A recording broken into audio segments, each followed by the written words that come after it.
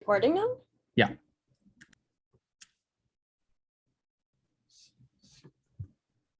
Hello, everyone. I am Alice Adams. And I'm Kevin Tran. Today, we're going to be discussing turtles and how they evolved to have shells. There has been much debate over turtles and how they evolved to have shells and the reason why they evolved this way. So why do turtles have shells? I assume that most of us grew up with understanding that turtles have shells for protection. While this may be true to some extent, new research and recent discoveries suggest that turtles evolved as an adaptation. Based on evidence from developmental and fossil data, scientists began to question if turtle shells originally evolved for digging. Tyler R. Lyson is an American paleontologist who has done significant research on evolution of turtles. He is affiliated with the Department of Earth Science, Denver Museum of Nature and Science, and is the lead author of The Fossorial Origin of Turtle Shells, which he discusses that turtles evolved to have shells for digging purposes. From studying fossils, Lyson and his team noticed that prehistoric turtle ribs began to broaden. Based on evidence from developmental and fossil data, the broadening of the ribs was an adaptive response to fossil tear. The broadening of the ribs provides a little protection and respiratory and locomotory costs, however, allows for a stable base that operates for a powerful limb digging mechanism. So then we have the Unitosaurus, and to understand the original paleoecology of the turtle shell, they analyzed new specimens of the Unitosaurus. The Unitosaurus fossil was discovered by a young boy, which closed a 50 million gap in turtle evolution. So this is the earliest known turtle that lived around 260 million years ago in what was then South Africa. From using advanced scanning technology, they are able to create a detailed analysis of the skull anatomy. Lyson and his research team had a novel morphological data and new historical data for forelimb and hindlimb elements. The Unitosaurus skull, neck, thoracic cavity, and forelimb had a fossorial lifestyle. A lot of the, so what would happen is that turtles, they would just start digging, and a lot of their body was like designed like this. The body wall rigidity increased as the ribs broaden and the vertebrae reduced from 18 to 9 in early stem turtles. From studying fossils and the embryonic growth, they discovered that bones that functioned as ribs widened and fused together to form a shell. The broadening of the rims was the first major step to the shells, and this has a serious impact on breathing and speed. Ribs help support the body during movement and ventilate the lungs. The broadened ribs stiffen the torso, decreasing the stride length and slowing the animals down and interfering with breathing. On the right here, we have, in the last slide, we have pictures of the turtle shell or the turtles as they're evolving in the egg. And then the shells provide a stable base. The origin or the original broadening of the turtle ribs was an adaptation for stiffening the skeleton, which allowed for a stable base that can operate the powerful forelimb digging apparatus. The turtle shells evolved for digging underground to escape the harsh environment in South Africa. The broad ribs evolved into the turtle shell to help stabilize the body, which is needed to counteract the force of the forelimbs while digging.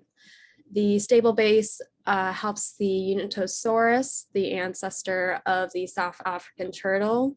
It helps them dig into the ground with its front legs. The broad ribs provided a stable base for the Unitosaurus for a powerful shoulder and limb forelimb digging mechanism. In addition to this, it assists the stability of the vertebra column, joining the forelimbs, the digging forelimbs to the bracking and supporting the back limbs. And so the prehistoric turtle was built like a digger. The Unitosaurus turtle had very sturdy and thicker front limbs compared to the hind limbs. In addition to this, the feet were much bigger in the front to assist with the digging. There were also features found on the shoulder blades and forearms indicating strong triceps that would assist in digging. The proto-turtle also have large claws, which are really good for breaking apart dirt while they're digging.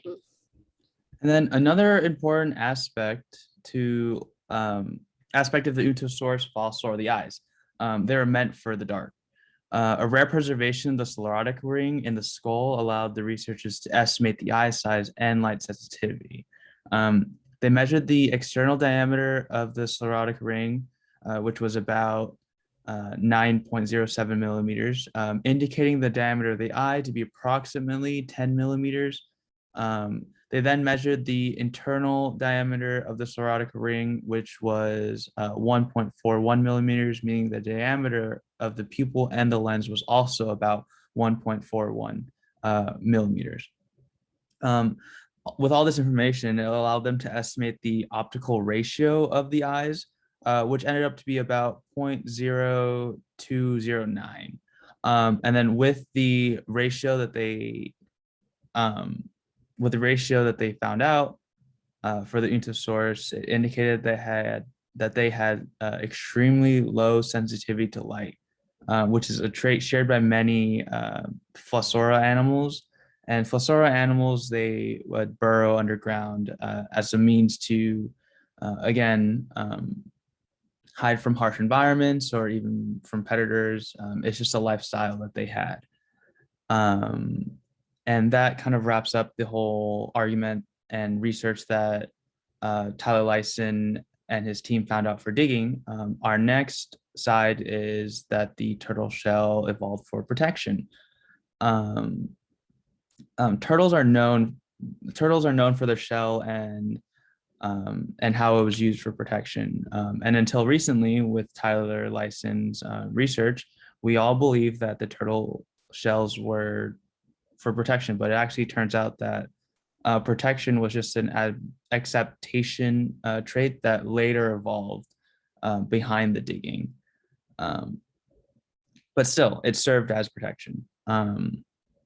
And then the shell itself, as you see the photo, it covered all the vital organs, the heart, the lungs, the small intestine, the colon, the femur, the pelvis, all organs that are necessary for life.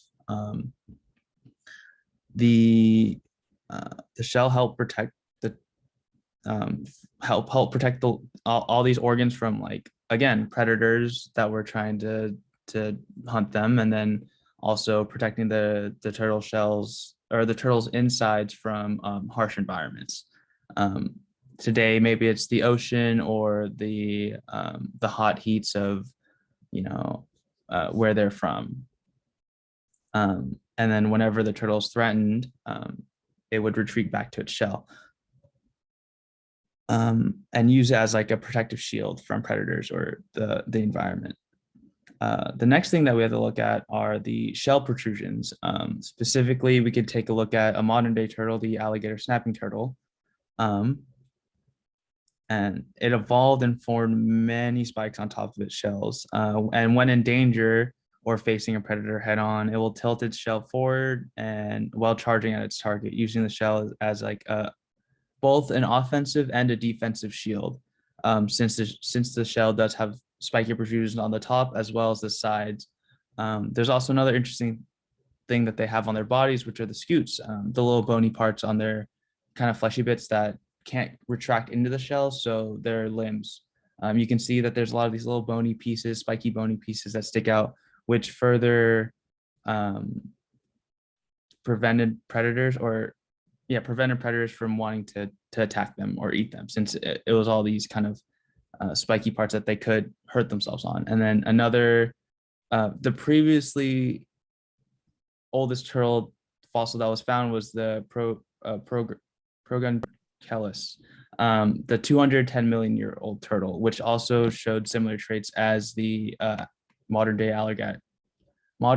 alligator snapping turtle, as you can see in the pictures. But another trait that the Progunculus had was it had like a bony spiky bony tail, which was used like as a club for both defensive and offensive ways. And another interesting trait that they evolved was neck retraction.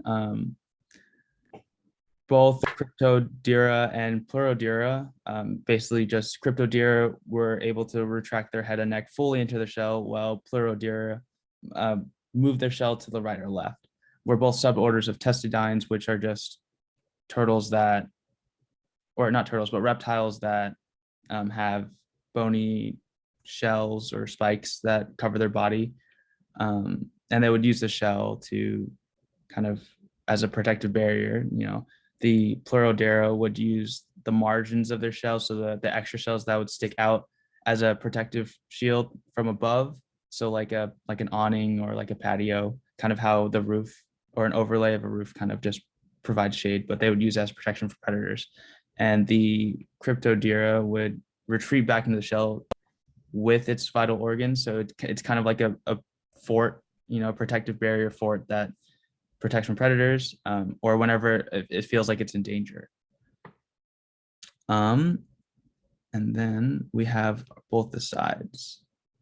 So for our digging side, as the ribs began to broaden, it helped create a stable base for the turtle and help with their digging. And then when you look at fossils, you can tell that the turtles were built like a digger. They have large front limbs, strong triceps, and claws to assist with digging. Their eyes were also adjusted to the dark and were very sensitive to the light. And then for protection, again, the shells it act as like as a fortress. They would use it to protect their vital organs from predators, and they would also have, some of them even have the ability to either move their neck to the sides of the shells, using it as like a protective shield from above, or they can completely retract their neck and head into their shell.